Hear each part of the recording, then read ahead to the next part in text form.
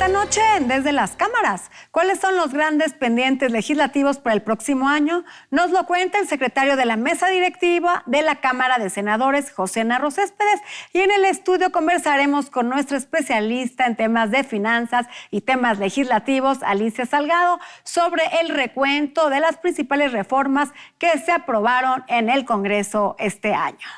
Desde las cámaras comenzamos. Una vez concluidos los trabajos del periodo ordinario de sesiones, el Congreso Federal entró en un receso legislativo donde la Comisión Permanente trabajará durante todo el mes de enero para atender los asuntos enmarcados en el plano constitucional. Esta comisión permanente, integrada por 37 legisladores, 19 diputados y 18 senadores con sus respectivos suplentes, estará atenta de cualquier tema de relevancia que pudiera presentarse en este periodo de receso. Así, los 628 legisladores que integran la 65ª legislatura federal tendrán tiempo suficiente para definir con cada uno de sus grupos parlamentarios la agenda legislativa que prevalecerá durante el próximo año. Esperemos que estos tiempos les permitan llevar a cabo una reflexión profunda sobre la importancia de avanzar en la aprobación del andamiaje jurídico que nuestro país necesita. Desde aquí les deseamos unas felices fiestas y nuestro agradecimiento por seguir con nosotros el desarrollo del quehacer legislativo de nuestro país. Cerró el periodo ordinario de sesiones y esto dio paso a la instalación de la comisión permanente. Tras la discusión en ambas cámaras del Plan B de la reforma electoral, en la Cámara de Diputados, el presidente de la mesa directiva, Santiago Krill, declaró formalmente terminados los trabajos del periodo ordinario de sesiones. Solo me resta desearles a todas y todos ustedes, diputadas y diputados, así como al personal administrativo y de apoyo de esta Cámara, que tengan unas felices fiestas de fin de año en compañía de todas y todos seres queridos. Hoy, 15 de diciembre del año 2022, la Cámara de Diputados de la 65ª legislatura del Honorable Congreso de la Unión declara formalmente terminados sus trabajos correspondientes al primer periodo de sesiones ordinarias del segundo año de ejercicio. Lo mismo sucedió en el Senado de la República, pero antes de la clausura, el Pleno concedió licencia por tiempo indefinido a los senadores Delfina Gómez y Armando Guadiana, ambos electos candidatos a las gubernaturas del Estado de México y Coahuila respectivamente. Les agradezco mucho y en algún momento estaré molestándolos porque dicen que necesitamos de los compañeros y de los amigos. Yo realmente les quiero agradecer a todas y a todos el compañerismo. Me refiero no solamente a las compañeras y compañeros de Morena, sino a todos los grupos parlamentarios con los cuales he tenido excelente trato, independientemente de las diferencias políticas. Posteriormente se dio paso a la instalación de la comisión permanente. La comisión permanente, que funcionará durante el primer receso del segundo año de ejercicio de la 65ª legislatura del Congreso de la Unión, se declara legalmente instalada. Para mí es una responsabilidad presidir en este periodo de receso del Congreso de la Unión la comisión permanente. Me pongo a la disposición de cada una de las senadoras, senadores, diputadas y diputados. Buscaré conducirme siempre y en todo momento representando la unidad dentro de la pluralidad y dentro de la diversidad que compone esta comisión permanente. Estaré muy consciente de ello y, por supuesto, la presidencia será de puertas abiertas y estoy a sus órdenes y a su disposición. Desde las cámaras, Claudia Ibet García. Nuestro compañero Víctor Sánchez Baños platicó con el senador José Narro Céspedes, quien es secretario de la mesa directiva, sobre el panorama legislativo para el próximo año. Los pendientes para el año próximo en el Senado de la República son monumentales. Hay compromisos internacionales que no se han cumplido. por diversos factores, por la discusión política, ni tampoco hay órdenes de la Suprema Corte de Justicia que se han logrado concretar, a pesar que han impuesto desde el Poder Judicial plazos que son inamovibles. Por ejemplo, están pendientes 59 nombramientos de varios organismos autónomos, así como la de funcionarios del Servicio Exterior Mexicano. En fin, son muchos. Por ello urge un acuerdo entre los partidos políticos para lograr en lo fundamental que la Cámara Alta destrabe infinidad de leyes necesarias para la sana convivencia de la sociedad mexicana. De esto vamos a platicar con el senador José Narro, miembro de la mesa directiva del Senado de la República. Pues va a ser un año intenso. Yo espero que este año legislativo, que termine en abril del próximo año, podamos sacar el rezago y las tareas legislativas que reclaman los mexicanos, que son muchas todavía. Para darte un ejemplo, nosotros ahorita en este momento, de las 64 legislaturas, tenemos como 2.300 iniciativas rezagadas. De esta nueva legislatura 65, tenemos 1.300 iniciativas rezagadas. Tenemos resoluciones de la Corte, obligaciones de la Corte para resolver, también como unas 12, 15, entre otras la Ley General de Aguas, que es un mandato de la Corte para que ya resolvamos sobre el tema. El otro es el tema de la cannabis, también que tenemos que resolver, que no ha habido, no hay una ley sobre el tema y hay que regularizarla, que es muy importante también. No nomás en el terreno, es como todo, como el alcohol. En el momento que se legaliza, pues el Estado tiene ingresos, pero también la sacas del mercado negro y la sacas a esta actividad de que siga estando en manos de la delincuencia organizada y le haces una actividad del Estado mexicano, que controle el Estado mexicano, que creo es lo que muchos aspiramos a que eso ya suceda. Como pasó con el alcohol a fines de los 20 y en los 30. Tenemos como 59 nombramientos pendientes y tenemos también compromisos internacionales que no se han cumplido. Entonces, que también habría que cumplir con esos compromisos internacionales. Hay varios compromisos internacionales que México no ha cumplido, como entre otros, para poner un ejemplo, está la ley de consulta de los pueblos indígenas del país, que sigue estando pendiente, después de que Peña Nieto fue a la ONU y anunció que se iba a aprobar allá por el 2015, estamos en el 2022 y todavía no tenemos una ley para la consulta de los pueblos indígenas. Por eso creo que los temas sociales van a ser posibles que lleguemos a acuerdos, porque son leyes que benefician a la sociedad. La Ley General de Aguas, la Ley General de la Alimentación. Pues tenemos en la Constitución reconocemos el derecho a la alimentación, pero la ley secundaria desde la primera década del 2000 está aprobada la reforma constitucional, pero no tenemos la ley secundaria. Entonces necesitamos la ley secundaria, si no las reformas constitucionales pues quedan como letra muerta, o sea, no, ¿cómo la vas a aplicar? Está también, se han presentado varias iniciativas sobre la modificación de la ley agraria, para revertir un poco los efectos negativos que se han tenido por la reforma del 27 constitucional. Creo que también esa reforma es importante. Acordémonos que en el 92 precisamente se hizo la reforma del 27 constitucional en materia de la tierra, pero también en materia del agua. Se aprobó la ley de aguas nacionales. Y hoy, pues, que fundamentalmente buscaban la privatización de la tierra y del agua. Hoy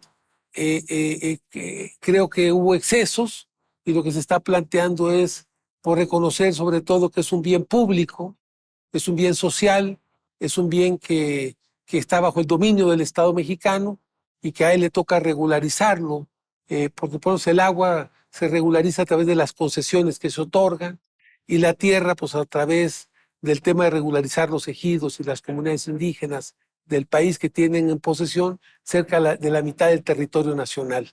Como menciona el senador Narro, es necesario dar salida a los compromisos legislativos, como la ley de aguas, así como la legalización del cannabis, entre otras muchas que abultan el proceso legislativo del país. Hacen falta leyes secundarias en muchas reformas constitucionales.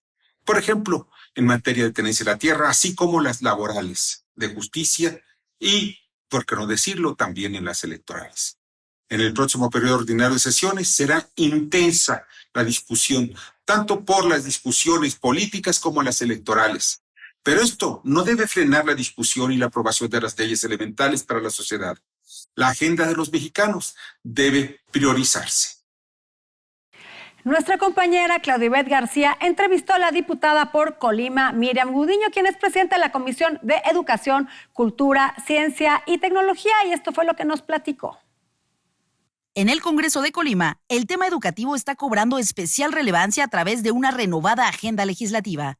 De ello, conversamos con una de las integrantes de este importante Congreso local. Mi nombre es Miriam Gudiño Espíndola, soy la presidenta de la Comisión de Educación, Cultura, Ciencia y Tecnología aquí en el estado de Colima.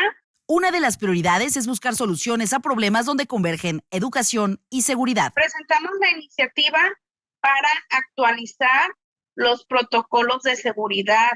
Esos protocolos existen dentro de la Secretaría de Educación, pero no estaban actualizados desde hace muchos años.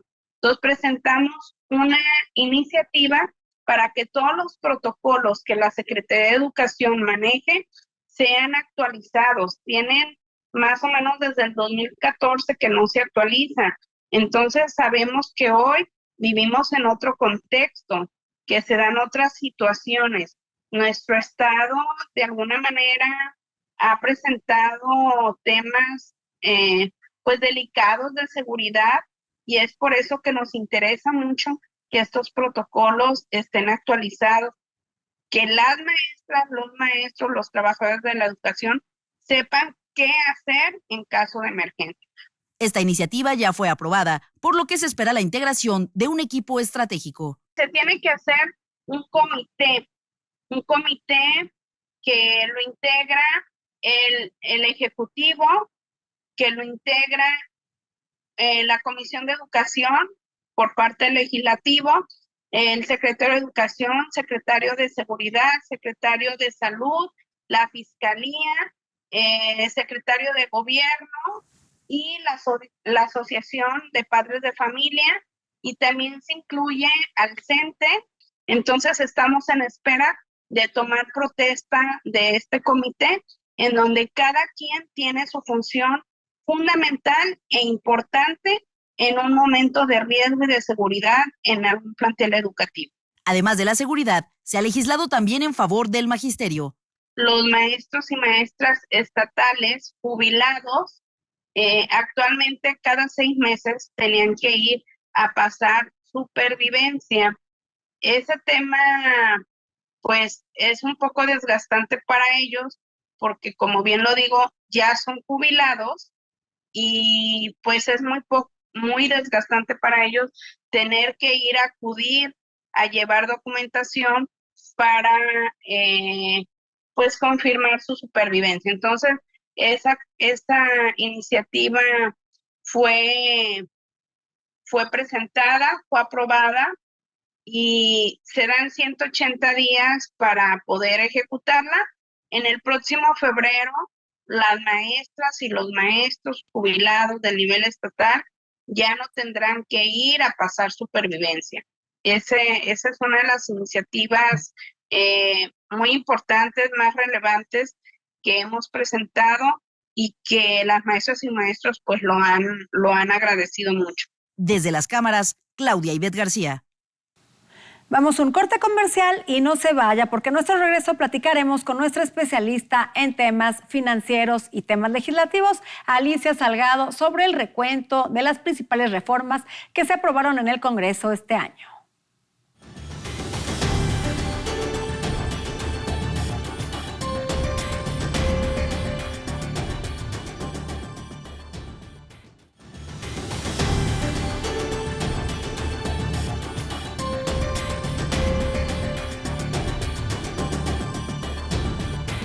Esta noche nos acompaña gran columnista y comunicadora, Alicia Salgado, periodista, y en enfoque financiero conductora.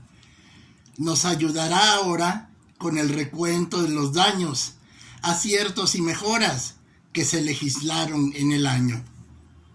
Lo mismo el litio que la Guardia Nacional, la reforma energética o la reforma electoral.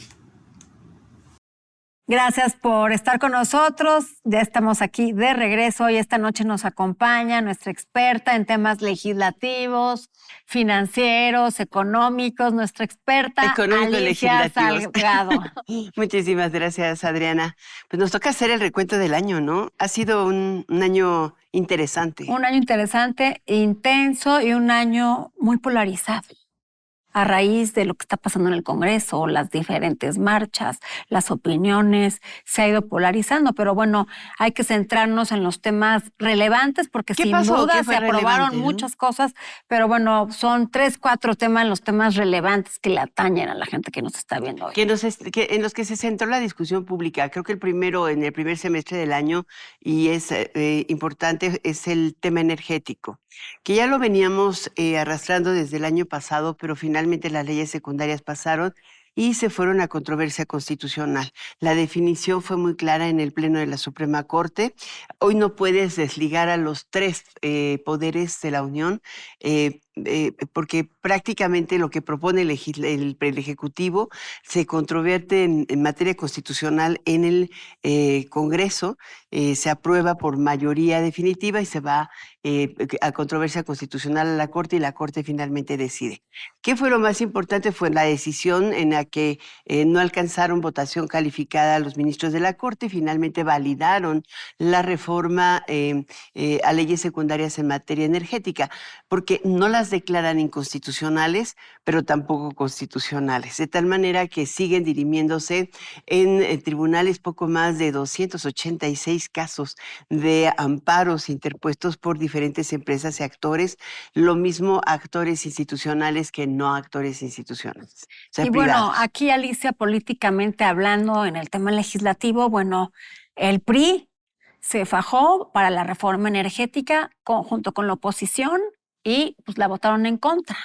Pero la reforma a la Guardia Nacional, ahí el PRI se deslindó de la oposición, de la coalición Se rompió el pacto, ¿no? Se rompió el pacto y la vota a favor y pasa la reforma a la Guardia Nacional, que establece cuáles son los hits más importantes. Esa fue la segunda controversia importante del año, fue una discusión fuerte en materia constitucional, sí era necesario para que se prolongara la presencia del Ejército en tareas de seguridad pública hasta el 2028. Esa es la propuesta fundamental. Lo que hacen en la negociación, sobre todo después de que el PRI vota en la Cámara de Diputados, en la negociación del Senado, que fue complicada, se articularon una serie de acciones y respuestas, entre otras la formación de fideicomisos, y ahora sí fideicomisos vigilados o recursos presupuestales vigilados que no fueron asignados, por cierto, en el presupuesto del 2023 para dirigir a los estados y municipios recursos suficientes que les permitan constituir, integrar y ejecutar el mandato de la Constitución, que es tener sistemas de seguridad municipales, civiles y también estatales civiles, y finalmente que hace unos días se instaló por iniciativa, me parece que el senador Monreal, pero con todos los integrantes tanto de Morena como no Morena en la Cámara de Senadores, una comisión bicameral que es la que se va a encargar de revisar las acciones que haya en lugar en los que participe la Guardia Nacional en tareas de seguridad. Creo que es un sistema de supervisión y monitoreo. El Ejército tendrá que rendir cuentas sobre su participación en este caso y la Guardia Nacional transitar lentamente en estos años hacia una Guardia Civil o una Guardia Administrada Civil. Otro tema relevante, bueno, que está justo caliente todavía, el tema de la reforma electoral, que bueno, ahí políticamente hablando, el PRI sí se une nuevamente al pacto de esta coalición, la vota en contra. Después de la marcha. Después de la marcha, de las 2 marchas, y bueno, también esto se ha polarizado, también, bueno, a mí me da la impresión, lo que deja de decir Morena es que hay una mala información, que lo único que se está haciendo es cambiar el nombre del instituto, generar, bueno, De hecho, no, que en las sea leyes como más, se mandó es tal cual, quedó INE. que sea más transparente el uso de los recursos, eliminar, que esto sí es muy relevante,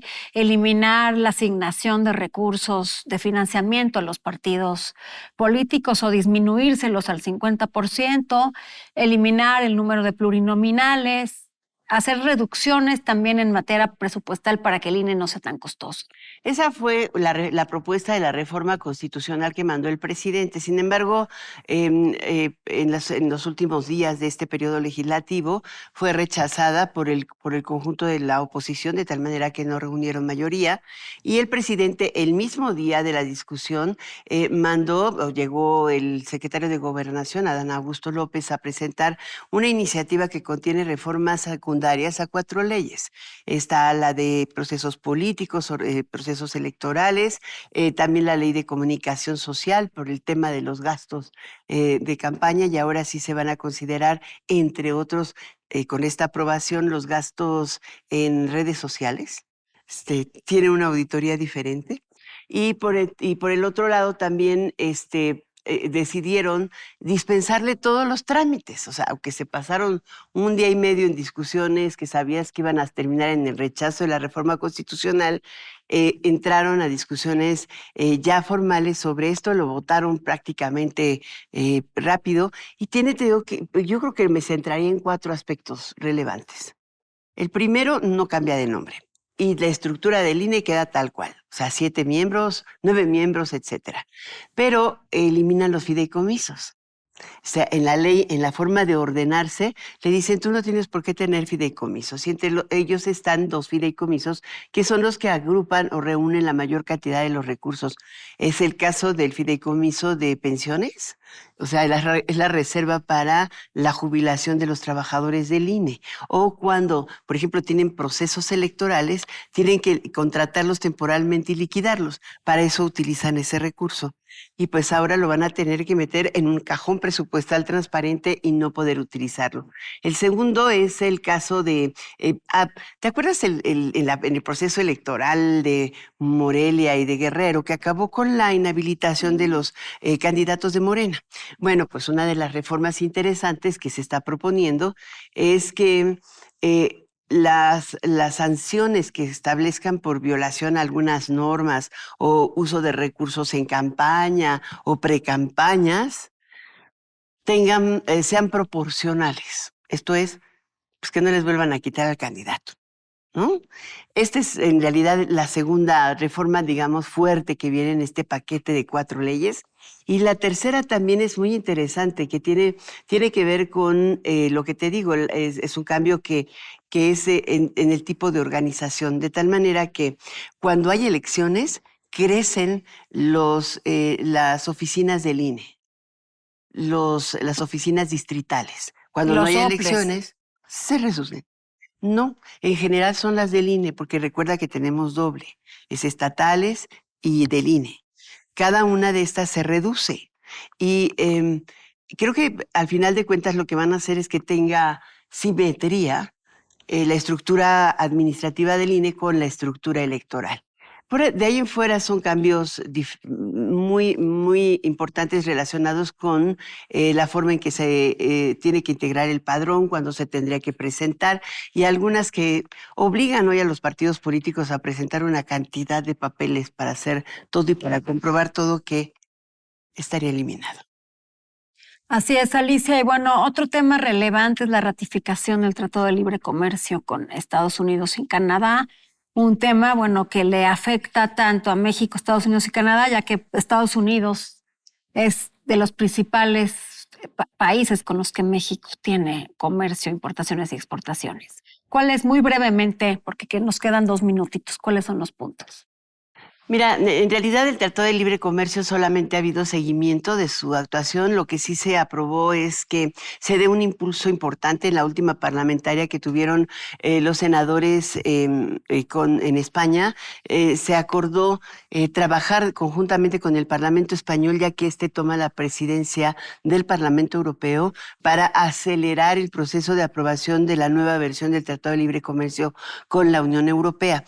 Se avanzó muchísimo en los 3 primeros años, se actualizó, está listo, pero eso de en el Parlamento Europeo tienen que ligar democracia con Tratado de Libre Comercio, lo que quieren es separarlo, porque ha habido expresiones contrarias a la administración, pero no contrarias a la necesidad de actualizar el Tratado de Libre Comercio. Y creo que este grupo parlamentario del Senado abrió la posibilidad para una aprobación rápida, probablemente para enero o febrero, a la que debemos estar pendientes, dado el impacto que podría tener para nosotros. Bueno, Alicia, pues se nos acabó el tiempo. Estos son los temas más relevantes que sucedieron en el Congreso y bueno, también el tema de del horario de invierno, que ya no se va a modificar. No vamos a tener, ¿verdad? Sí. Ya no se va a modificar. La oposición estuvo en contra, el pero de verano, bueno, más bien. En esta temporada de invierno, terminando, ya no hay verano. Ya no hay verano.